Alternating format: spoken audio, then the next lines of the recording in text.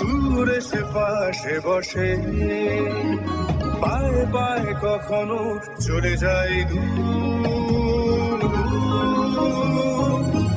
এ জীবন উদযাপনের সুর, radio radio জাগো, এগিয়ে চলার সুর, রেডিও রেডিও জাগো। 90.8 megahertz community radio, Jadavpur university.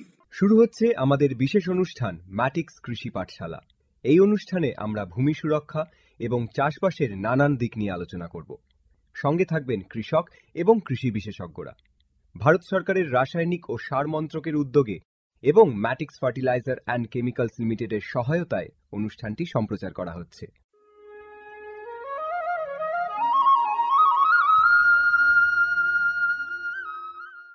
আজ আমাদের আলোচনার বিষয় বায়ো ফার্টিলাইজার, টেকসই পুষ্টি ব্যবস্থাপনার পরিবেশ বান্ধব বিকল্প। এই আলোচনাটি শুনবেন কৃষি সংক্রান্ত ঘোষণার পর।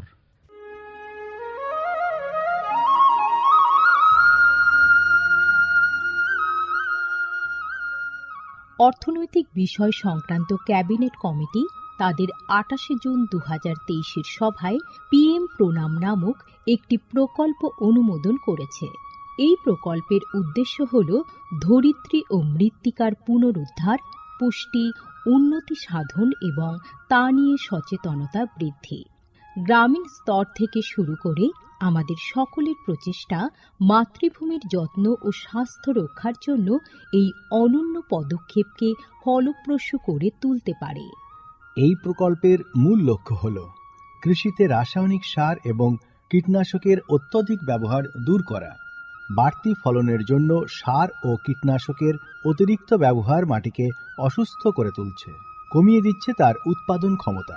মাটির পুষ্টি আর সুরক্ষার জন্য প্রাকৃতিক অথবা জৈব সারের ভূমি পরীক্ষা ভিত্তিক সুষম ব্যবহার করা প্রয়োজন। পাশাপাশি দরকার জৈব ও প্রাকৃতিক চাষ পদ্ধতি এবং সম্পদ সংরক্ষণ প্রযুক্তি, যেমন সমন্বিত কৃষি ব্যবস্থা, ক্ষুদ্র সেচ, মালচিং, মাটির ক্ষতিকারক খনন না করা, ঘুরে ফিরে বিভিন্ন ফসলের চাষ ইত্যাদি। চাষবাসের এই টেকসই পদ্ধতিগুলো মাটির উর্বরতা বাড়াবে, পরিবেশ দূষণ কমাবে এবং দীর্ঘমেয়াদী উৎপাদনশীলতাকে শক্তিশালী করবে। সারের সুষম ব্যবহার শুধু মাটিই নয়, সার্বিকভাবে পরিবেশের স্বাস্থ্য রক্ষা করে।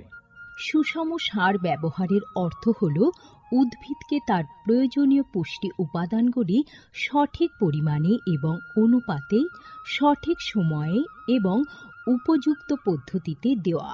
সংশ্লিষ্ট রাজ্য বিশ্ববিদ্যালয়গুলি ইতিমধ্যেই তাদের এলাকায় উৎপাদিত ফসলের প্রয়োজন অনুসারে এর ডোজগুলি নির্ধারণ করেছে। সঠিক মাত্রায় সার ব্যবহার করলে ফলন যেমন বাড়বে, তেমনি বাড়বে ফসলের গুণমান। ভালোভাবে পোষিত মাটিতে ফলানো ফল, শাকসবজি ও শস্য প্রয়োজনীয় পুষ্টিতে ভরপুর আর সুস্বাদু হয়। ফলনের বৃদ্ধি আর উন্নত গুণমান আমাদের কৃষকদের জন্য নিয়ে আসবে বেশি মুনাফাও। শুধু বেশি ফসল নয়, উন্নততর ফসল আমাদের লক্ষ্য। এই কৌশলে লাভবান হবে প্রত্যেকে, আমাদের কৃষকরা, আমাদের পরিবেশ এবং সর্বোপরি আমরা সকলে। বিচার বিবেচনার সঙ্গে পরিপোষক ব্যবহার করলে কেবল ফলনই বাড়ে না, প্রজন্মের পর প্রজন্ম জমি থাকে উর্বর। সুতরাং আসুন, একটি উজ্জ্বল এবং স্থায়ী কৃষি ভবিষ্যতের জন্য আমরা সুষম সার ব্যবহারের প্রচার ও অনুশীলন চালিয়ে যাই।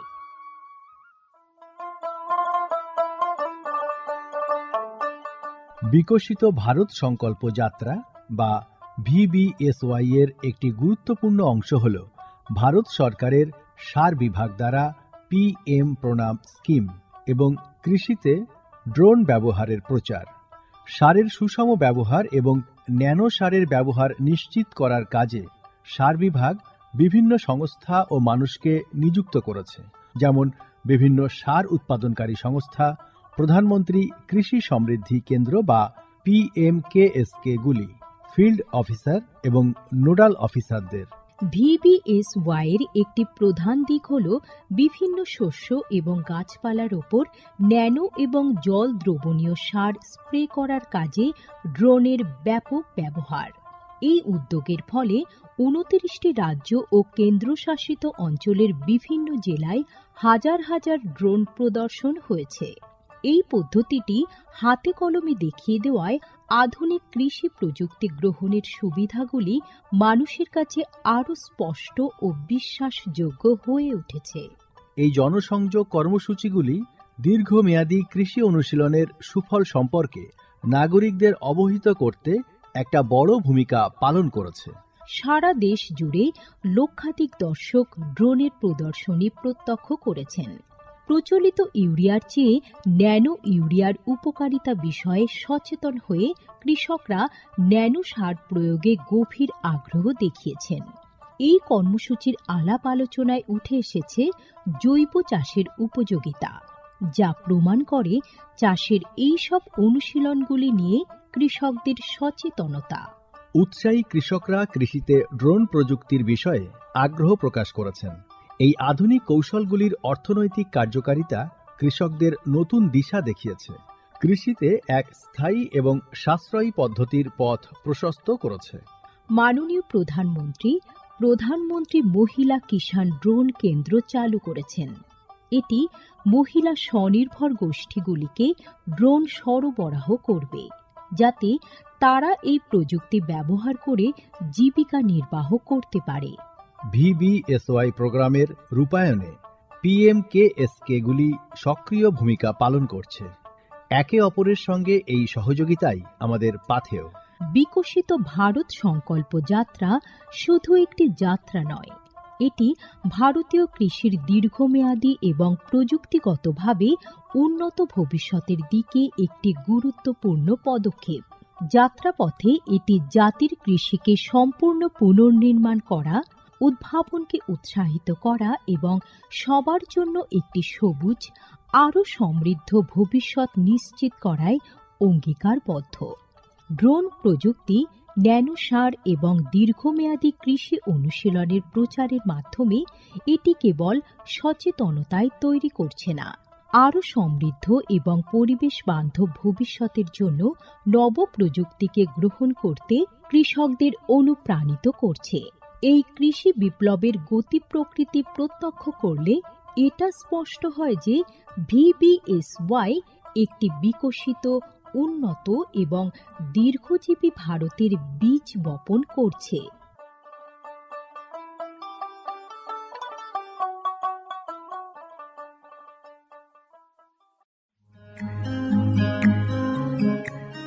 ভারতের যে সার কোম্পানিগুলি সবচেয়ে দ্রুত গতিতে বৃদ্ধি পাচ্ছে, ম্যাটিক্স ফার্টিলাইজার্স অ্যান্ড কেমিক্যালস লিমিটেড তার মধ্যে অন্যতম। পশ্চিমবঙ্গের পানাগড়ে অবস্থিত তাদের কারখানায় বছরে 12.5 লক্ষ টনের ওপর ইউরিয়া সার উৎপাদন হয়। ভারত সরকারের গ্রিনফিল্ড প্রজেক্ট হিসেবে স্বীকৃত এই কারখানায় তৈরি হয় ডক্টর ফসল। ইতিমধ্যেই যা পূর্ব ভারতের সর্বাধিক বিক্রিত ইউরিয়া সার হয়ে উঠেছে। কৃষি উন্নয়ন ও ভূমি সুরক্ষা, ক্ষুধা, অপুষ্টি ও দারিদ্র্য দূরীকরণ, গ্রামীণ এলাকা ও বস্তি উন্নয়ন, লিঙ্গ সাম্য, পরিবেশ, স্বাস্থ্য, শিক্ষা ইত্যাদি নানান বিষয়ের উপর জোর দেয় ম্যাটিক্সের CSR প্রকল্পগুলি।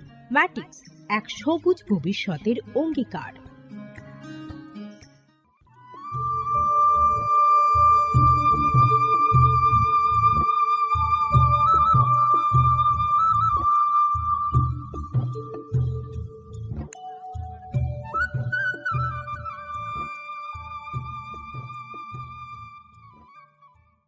আজকে আমাদের আলোচনার বিষয় বায়ো ফার্টিলাইজার, টেকসই পুষ্টি ব্যবস্থাপনার পরিবেশ বান্ধব বিকল্প।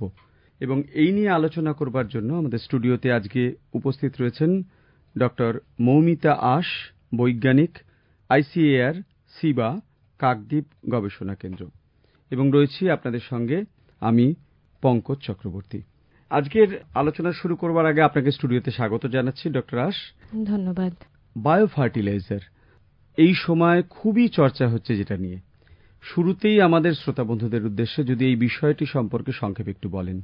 হ্যাঁ, ধন্যবাদ পঙ্কজবাবু।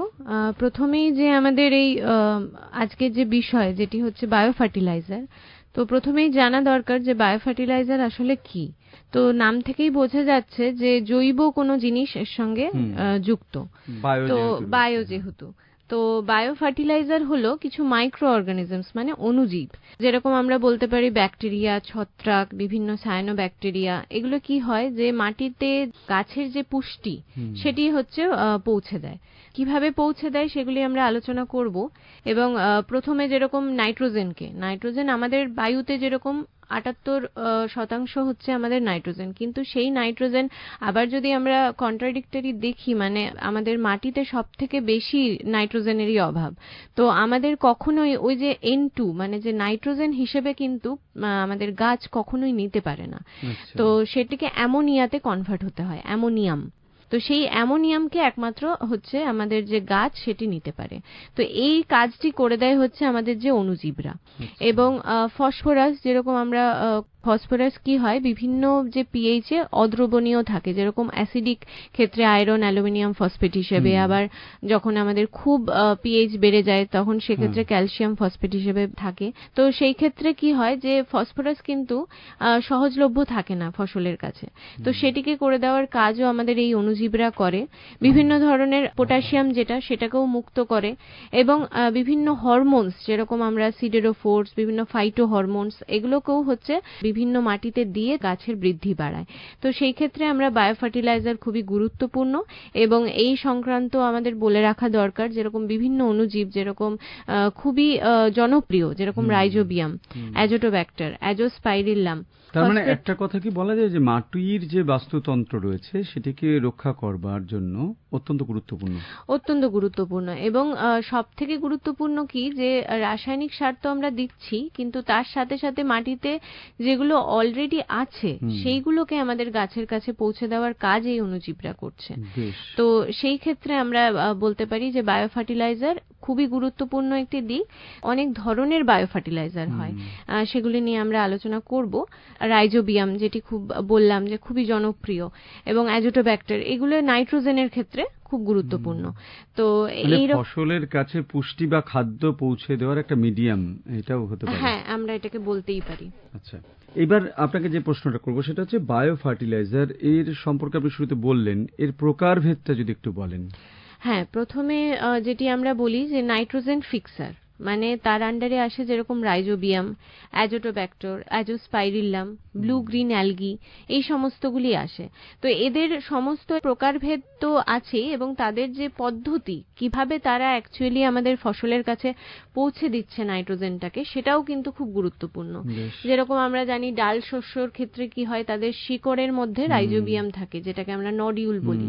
তো সেটা আমাদের ডাইরেক্টলি আমাদের যে বায়ু সেখান থেকে নাইট্রোজেন নিয়ে অ্যামোনিয়াতে কনভার্ট করে এবং মাটিতে সুরক্ষিত রাখে, এবং গাছের নিজস্বর মধ্যেই ওই নডিউলটা তৈরি হয় শিকড়ের মধ্যে, এবং গাছ ওইটাকে খুব সহজেই হচ্ছে নিতে পারে ওই নাইট্রোজেনটাকে। তো আবার যেরকম বলি অ্যাজোটোব্যাক্টার, অ্যাজোস্পাইরিলাম, এরা আবার বিভিন্ন ধরনের এই ধান, তারপরে গম, ভুট্টা, এই সমস্তর ক্ষেত্রে দেখতে পাওয়া যায়। আবার কিছু আছে যেরকম ফসফরাস সলিউবিলাইজার, বা যেটাকে ফসফরাসকে অদ্রবণীয় থেকে দ্রবণীয়তে সেটাকে রূপান্তরিত করে, যেরকম ব্যাসিলাস আছে, সিউডোমোনাস আছে, এই সমস্ত বিভিন্ন অণুজীব। আবার পটাশ মোবিলাইজার আছে, যেরকম অনেক ব্যাসিলাসেরও আন্ডারে অনেক ব্যাসিলাস মেগাথেরিয়াম, এই সমস্ত বিভিন্ন অণুজীব আছে যারা পটাশকে কি করে, এই যে পিএইচ এর দ্বারা, মানে পিএইচটাকে মেনটেন করে বেসিক্যালি। এই যে অণুজীবরা কি করে, হ্যাঁ, অণুজীবরা কি করে, বিভিন্ন ধরনের অ্যাসিড হচ্ছে সিক্রেট করে ওদের আন্ডারে, যেরকম বিভিন্ন অর্গানিক অ্যাসিড মানে জৈব অ্যাসিড। তো তার ফলে কি হয় যে মাটির যে পিএইচ সেটাকে মেনটেন করতে সাহায্য করে। তার ফলে বিভিন্ন নিউট্রিয়েন্টকে, মানে ওদের এইভাবে ওদের কর্মপদ্ধতিটা। এবং মাইকোরাইজা, এটি একদমই ডিফারেন্ট, মানে একদমই আলাদা এদের থেকে। কি করে যে মাটির যে শিকড় সেখানের সঙ্গে সহবাস করে, তো সেইভাবে সহাবস্থানের মাধ্যমে হচ্ছে বিভিন্ন ধরনের যে নিউট্রিয়েন্ট যারা কম সহজলভ্য, যেরকম জিঙ্ক, কপার, এই সমস্ত যে মাইক্রোনিউট্রিয়েন্ট, সেগুলোকেও আমাদের ফসলের কাছে পৌঁছে দিতে সাহায্য করে, এবং ফসফরাসও তার সাথে। এবং প্ল্যান্ট গ্রোথ প্রমোটারও আছে, যেগুলো কি হয় যে বিভিন্ন ধরনের হরমোনস, ফাইটো হরমোনস হচ্ছে সিক্রেট করে, এবং বিভিন্ন রোগ থেকেও আমাদের ফসলকে বাঁচায়। এবং সিডেরোফোর, এটি খুব গুরুত্বপূর্ণ, যে সিডেরোফোর ক্ষরণ করলে কি হয় যে আয়রনকে ধরে রাখে, ফলে যে এই ফসফরাস যে আমাদের সহজলভ্যতা সেটি আরো বেড়ে যায়। তো এইভাবে বিভিন্ন যে আমাদের প্রকারভেদগুলি আছে সেভাবে এই আমাদের অণুজীবরা কাজ করে এবং পুষ্টি উপাদানকে ফসলের কাছে পৌঁছে দেয়। নাইট্রোজেন ফিক্সিং এই বিষয়টি বায়োফার্টিলাইজারের ভূমিকা এই ক্ষেত্রে ঠিক কি রকম? যেরকম প্রথমেই বলে রাখা দরকার, এই যে রাইজোবিয়াম তারা যে ডাল শস্যর যে শিকড়ে বিভিন্ন নডিউল তৈরি করে, হ্যাঁ একদম, সেটি হচ্ছে কি হয় যে আমরা যেরকম টিউমার লাইক স্ট্রাকচার দেখতে পাই ওরকম হচ্ছে জিনিসটা হয়। তো সেগুলো কি করে যে মোটামুটি ভাবে 50 থেকে 200 কেজি পার হেক্টরে নাইট্রোজেন কিন্তু ফিক্স করতে পারে। ওই জন্য এগুলো খুবই গুরুত্বপূর্ণ। তাহলে কি আমাদের যে ইউরিয়ার যে হার, মানে ইউরিয়া ব্যবহার করার যে ওদের দরকারটা সেটা কমে যাচ্ছে, আবার অনেকটা কমে যাচ্ছে, অনেকটা পরিমাণে কমিয়ে দিচ্ছে। এবং এক্ষেত্রে পরিবেশ বান্ধব অনেকটা পরিবেশ বান্ধব। তারপরে কি গুরুত্বপূর্ণ, যেরকম অ্যাজোটোব্যাক্টর, যেগুলো নন লেগিউম ফসল, মানে যেগুলো ডাল শস্য নয়, যেরকম গম, ভুট্টা, সেগুলি প্রায় বছরে 20 থেকে 25 কেজির মতন নাইট্রোজেন পার হেক্টরে ফিক্স করতে পারে। আবার যেরকম ব্লু গ্রিন অ্যালগি, যেটা ধানের ক্ষেত্রে খুব গুরুত্বপূর্ণ, আমরা ধান খেতে ব্যবহার করেও থাকি, শুধুমাত্র ব্লু গ্রিন অ্যালগি নয়, যেটি হচ্ছে অ্যাজোলা। অ্যাজোলার সঙ্গে কি হয়, এটি হচ্ছে সহাবস্থানে থাকে এবং 20 থেকে 30 কেজি অফ নাইট্রোজেন পার হেক্টরে যোগ দিতে পারে এরা। তো এর ফলে কি দেখা গেছে আমাদের গবেষণায় প্রায় 15 থেকে 25% মতন ইউরিয়ার ব্যবহার কিন্তু কমানো গেছে এই নাইট্রোজেন ফিক্সার বায়োফার্টিলাইজার ব্যবহার করে। বেশ, এবার আরেকটা গুরুত্বপূর্ণ জায়গা, সেটা হচ্ছে ফসফরাস। আপনি আলোচনাতে বলছিলেন তার দ্রবণীয়করণে বায়োফার্টিলাইজারের ভূমিকাটা ঠিক কি রকমের, একটু যদি ব্যাখ্যা করেন আমাদেরকে। এটার আগে আমাদের জেনে রাখা দরকার যে এই যে ফসফরাস এর কতটা অ্যাকচুয়ালি আমাদের এই ফসল ব্যবহার করতে পারে। ধরুন আমি 100 কেজি ফসফরাস দিলাম মাটিতে, তার মাত্র 15 থেকে 20 কেজি কিন্তু আমাদের ফসল পাবে, বাকিটা কি হবে, মাটির মধ্যে ফিক্স হয়ে যাবে। তো সেই ক্ষেত্রে আমাদের অদ্রবণীয় অবস্থায় থেকে যাবে। তো সেই কারণে আমাদের কি হচ্ছে, আমরা দিচ্ছি কিন্তু ওর ইউজ এফিসিয়েন্সি, মানে ব্যবহার করার যে ক্ষমতা, দক্ষতা, সেটা কিন্তু কম, অনেকটা পরিমাণে কম, 15 থেকে 20%। তো এই ক্ষেত্রে এই যে ফসফরাস সলিউবিলাইজিং ব্যাকটেরিয়া, হ্যাঁ, যে ব্যাসিলাস, সিউডোমোনাস, এই যে ব্যাকটেরিয়াগুলো কি করে, বিভিন্ন ধরনের জৈব অ্যাসিড ক্ষরণ করে, যেরকম সাইট্রিক অ্যাসিড, গ্লুকোনিক অ্যাসিড। ফলে কি হয়, এই যে আমাদের অদ্রবণীয় অবস্থায় যে পড়ে আছে আমাদের ফসফরাসটা, সেটা দ্রবণীয় হয়ে যায়। ফলে আমাদের অনেকটা অ্যাক্টিভেট করে এবং ফসলের জন্য সেটাকে সহজলভ্য করে দেয়। কারণ আমার ফসফেট হিসেবে যদি আমার ফসফরাস না থাকে মাটির মধ্যে, তাহলে কিন্তু ফসল নিতে পারবে না। অ্যাজ সাচ ক্যালসিয়াম বা অ্যালুমিনিয়াম ফসফেট হিসেবে কিন্তু আমাদের গাছ নিতে পারে না। তো সেই কারণে দেখা গেছে যে আমাদের গবেষণায় যদি আমরা পিএসবি বা যেটাকে ফসফেট সলিউবিলাইজিং ব্যাকটেরিয়া আমরা বলি সংক্ষেপে, সেটা ব্যবহার করলে প্রায় ডিএপি 25 থেকে 30% অবধি দেখা গেছে যে কমেছে ব্যবহার। শ্রোতা বন্ধুরা, শুনতে হয়তো টার্মগুলো একটু শক্ত লাগছে, কঠিন লাগছে, কিন্তু এর ব্যবহারটা অত্যন্ত গুরুত্বপূর্ণ এবং আমাদেরকে এ ব্যাপারে সচেতন থাকতেই হবে। কারণ আমরা যদি কৃষি ব্যবস্থাপনাটাকে টেকসই রাখতে চাই এবং এটা সুদূর প্রসারীভাবে এই মাটির স্বাস্থ্য রক্ষা করা এবং ফসলকে সমৃদ্ধ করা, এটা যদি করতে চাই, সেই ক্ষেত্রে কিন্তু বায়োফার্টিলাইজারের ভূমিকা অত্যন্ত গুরুত্বপূর্ণ। এবার যেটা আপনাকে জিজ্ঞাসা করব সেটা হচ্ছে মাইকোরাইজা, এটা কিভাবে ঠিক কাজ করে? হ্যাঁ, আমার প্রথমেই হচ্ছে এই যে টার্মগুলো, এগুলো খুব শক্ত বলে মনে হচ্ছে, কারণ এগুলো আসলে বিজ্ঞানসম্মত নাম, এগুলোকে ঠিক আমরা ওইভাবে বাংলা করতে পারি না, তার জন্য হচ্ছে একটু হয়তো শক্ত লাগতেও পারে, কিন্তু জিনিসটা খুব সহজ। যে এগুলো বিভিন্ন ধরনের ব্যাকটেরিয়া, অণুজীব, বেসিক্যালি অণুজীব, বিভিন্ন ধরনের ব্যাকটেরিয়া, ছত্রাক, সায়ানোব্যাকটেরিয়া, যাদেরকে আমরা ল্যাবরেটরিতে কালচার করছি এবং কালচার করে তাদেরকে বিভিন্ন ধরনের ক্যারিয়ার মেটেরিয়াল, যেরকম কি সোপস্টোন, ঠিক আছে, অনেক ধরনের ক্যারিয়ার মেটেরিয়াল হয়, যাদের মধ্যে আমরা এগুলোকে ইনকর্পোরেট বা এর মধ্যে ঢুকিয়ে দিয়ে কি করছি, তার যে একটা আমরা ব্যবহারযোগ্য একটা ফর্মে এটাকে পরিণত করছি। যেরকম সার দেখতে লাগে সেরকমই এগুলোকে দেখতে লাগে, এরকম নয় যে বায়ো ফার্টিলাইজার কিন্তু অন্য রকমের দেখতে লাগে।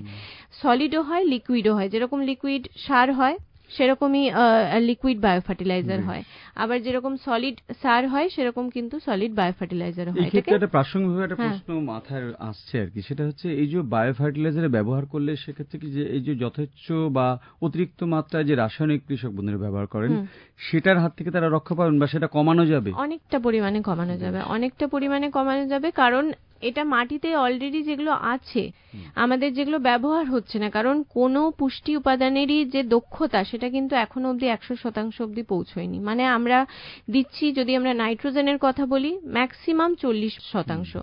যদি আমি 100 কেজি নাইট্রোজেন ব্যবহার করি, তার শুধুমাত্র 40 কেজি আমাদের ফসল পাবে।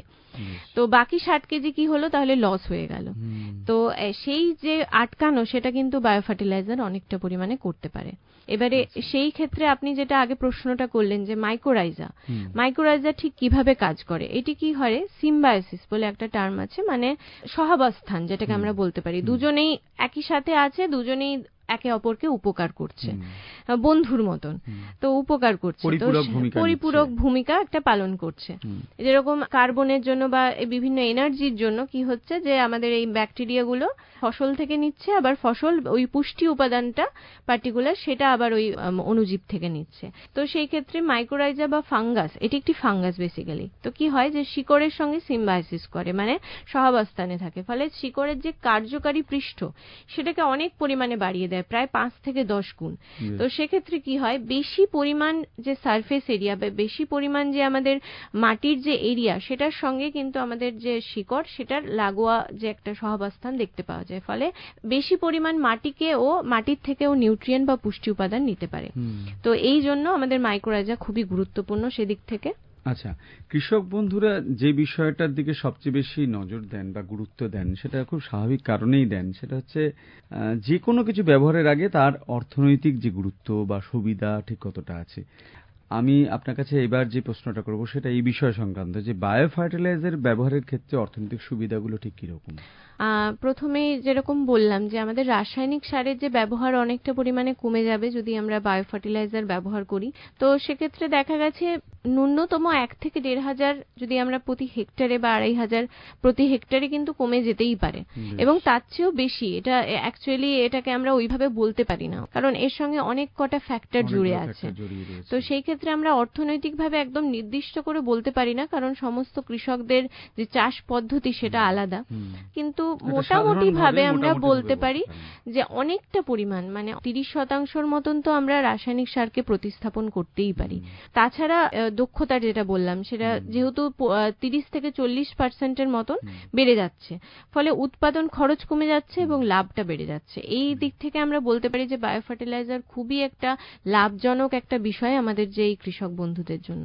অর্থনৈতিক দিক দিয়ে অনেকটা লাভজনক।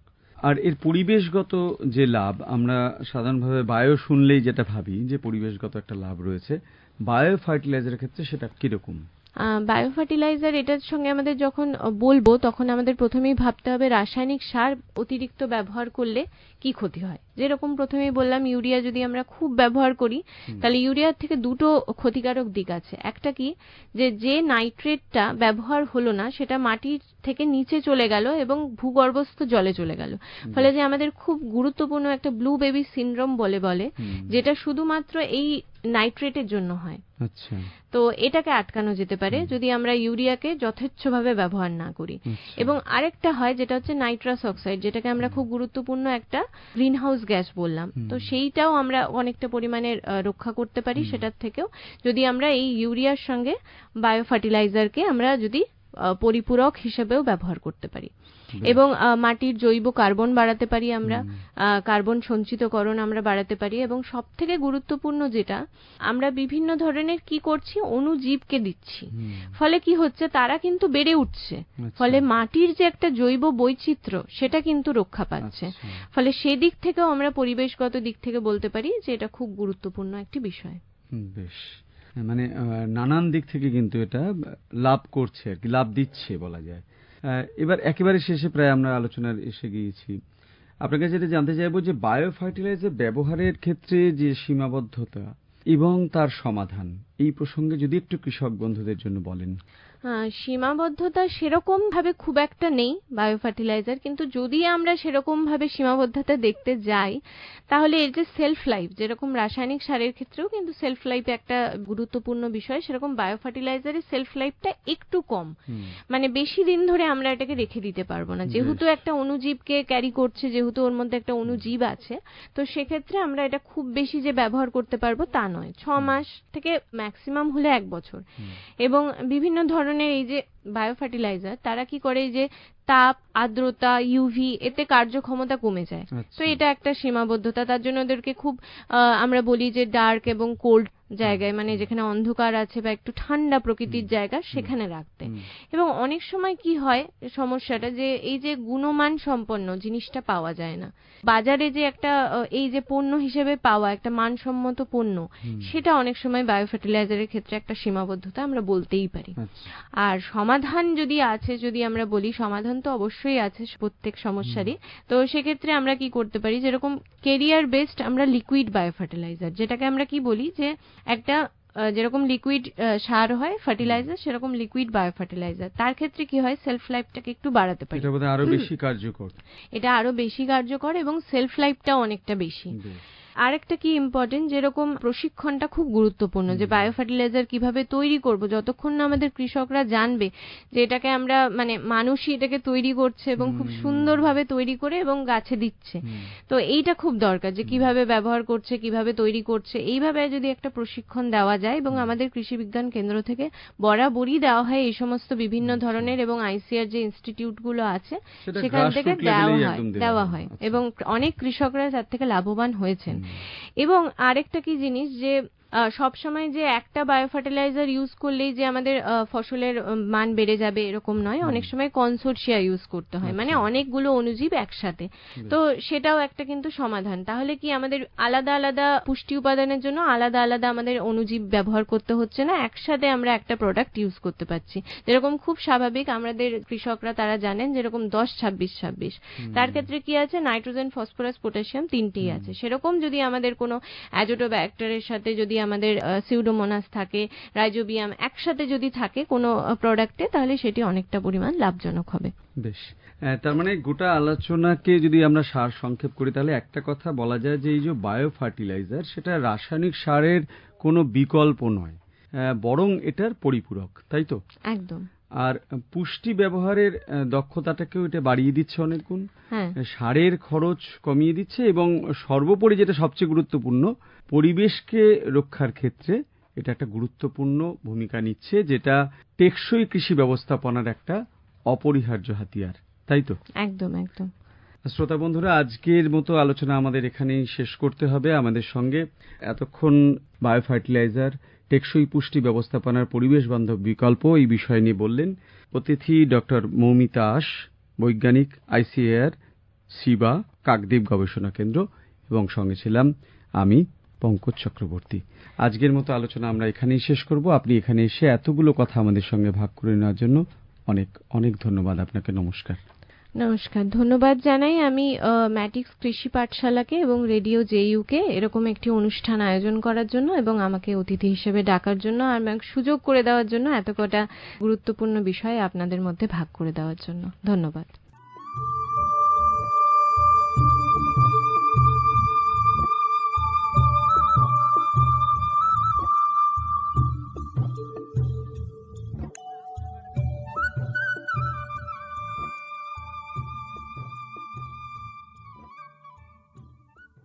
এতক্ষণ শুনলেন আমাদের বিশেষ অনুষ্ঠান ম্যাটিক্স কৃষি পাঠশালা, ভারত সরকারের রাসায়নিক ও সার মন্ত্রকের উদ্যোগে এবং ম্যাটিক্স ফার্টিলাইজার অ্যান্ড কেমিক্যালস লিমিটেডের সহায়তায় অনুষ্ঠানটি সম্প্রচার করা হলো।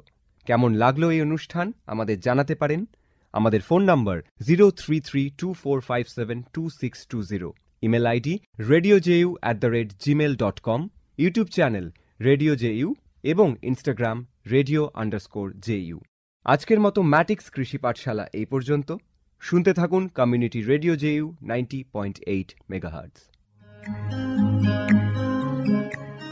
ভারতের যে সার কোম্পানিগুলি সবচেয়ে দ্রুত গতিতে বৃদ্ধি পাচ্ছে ম্যাটিক্স ফার্টিলাইজার্স অ্যান্ড কেমিক্যালস লিমিটেড তার মধ্যে অন্যতম। পশ্চিমবঙ্গের পানাগড়ে অবস্থিত তাদের কারখানায় বছরে 12.5 লক্ষ টনের ওপর ইউরিয়া সার উৎপাদন হয়। ভারত সরকারের গ্রিনফিল্ড প্রজেক্ট হিসেবে স্বীকৃত এই কারখানায় তৈরি হয় ডক্টর ফসল। ইতিমধ্যে যা পূর্ব ভারতের সর্বাধিক বিক্রিত ইউরিয়া সার হয়ে উঠেছে। কৃষি উন্নয়ন ও ভূমি সুরক্ষা, ক্ষুধা, অপুষ্টি ও দারিদ্র্য দূরীকরণ, গ্রামীণ এলাকা ও বস্তি উন্নয়ন, লিঙ্গ সাম্য, পরিবেশ, স্বাস্থ্য, শিক্ষা ইত্যাদি নানান বিষয়ের উপর জোর দেয় ম্যাটিক্সের সিএসআর প্রকল্পগুলি। ম্যাটিক্স এক সবুজ ভবিষ্যতের অঙ্গীকার।